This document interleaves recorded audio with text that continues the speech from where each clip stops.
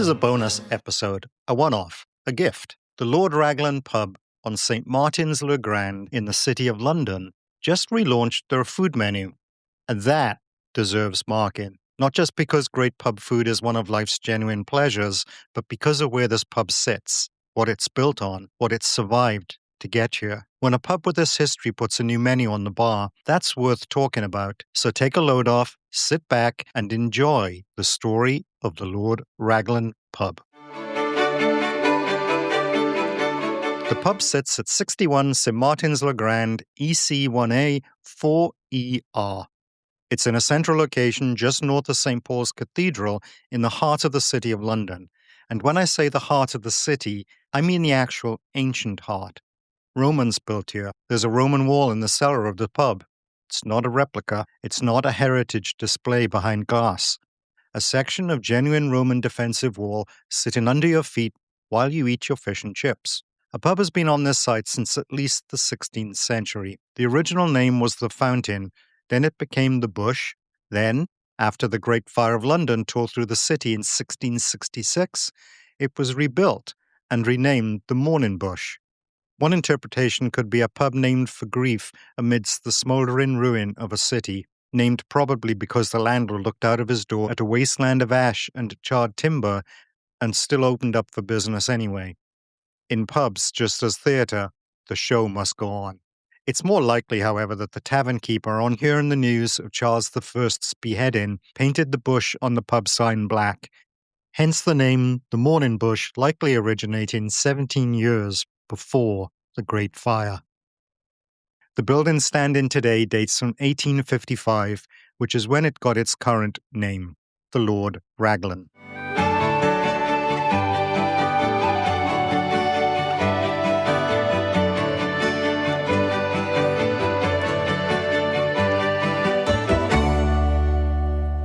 In 1854, Britain was at war with Russia. It was the Crimean War. One of the first modern war correspondents, William Howard Russell, is sending dispatches back to the Times from the front, and the public is gripped, reading about the campaign in real time. The man in command of British forces is Lord Raglan, Field Marshal Fitzroy, Somerset, 1st Baron Raglan. With Lord Raglan's title, there's also a Welsh connection for the Lord Raglan pub. Lord Raglan took his title from Raglan Castle in Monmouthshire, southeast Wales, a 15th century fortification that had been a ruin since 1646, when parliamentary forces destroyed it during the English Civil War. The Somerset family's deep roots in that part of Wales made the choice of title a natural one. Lord Raglan was a creature of the establishment, a Wellington man. He'd served as military secretary to the Duke of Wellington at Waterloo in 1815. Raglan lost his right arm after it was shattered by a musket ball fired by a French sniper from the roof of La Haye Sainte during the Battle of Waterloo on June 18, 1815.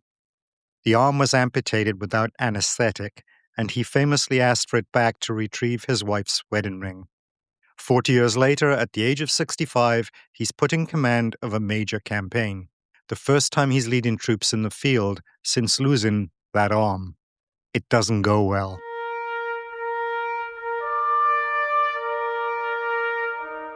October 1854, in a valley outside Sevastopol during the Crimean War, Lord Raglan, watching from high ground, could see Russian troops trying to remove captured British cannons from a ridge, and ordered his cavalry to ride forward and stop them. The order was delivered to Lord Lucan, who was down in the valley but couldn't see the ridge or those guns. When Lucan asked for clarification, the messenger, Captain Nolan, vaguely gestured toward the far end of the valley, where a completely different and heavily defended Russian battery was positioned. Lucan assumed that was the target, resulting in 673 men of the Light Brigade charging directly into the mouths of Russian artillery. Nolan was killed immediately, taking the truth of what he meant with him. Tennyson writes a poem about it.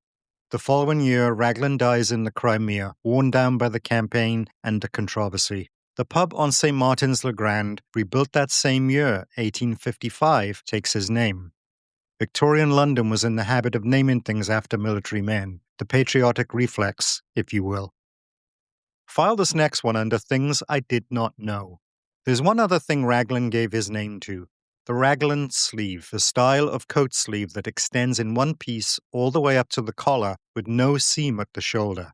He favored it after the amputation of his arm, a practical adaptation, a design born from necessity. Let's get back to food.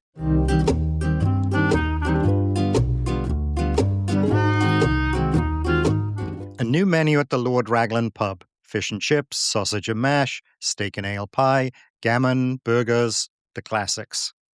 Here's what I find interesting about that menu. Pub food in Britain has had a complicated century. In the post-war decades, it largely disappeared. The pub was for drinking. Food was an afterthought: a bag of crisps on the bar, a pickled egg, or a sad, lonely saveloy. And that's if you were lucky. Then came the gastropub revolution of the 90s, and the pendulum swung the other way. Suddenly, pubs were restaurants that just happened to serve beer. White tablecloths, amuse-bouche, mains pushing towards £25 per person. Well, the pendulum swung back again. Give people what they want: proper food, cooked well, served in a pub, without pretension or performance. Just the honest transaction the pubs have been delivering on this site for centuries. The menu changed, the mission did not. That's the Raglan principle, applied to hospitality. You adapt the sleeve, you keep the coat.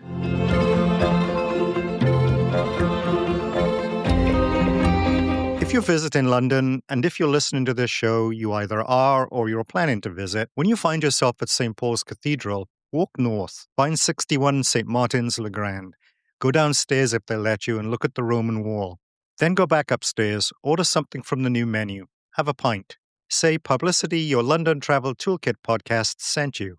It won't get you a free meal or a free pint, but you can savor your experience, flush in the knowledge that you're supporting British tourism and the vital network of small businesses that are the nation's historic pubs.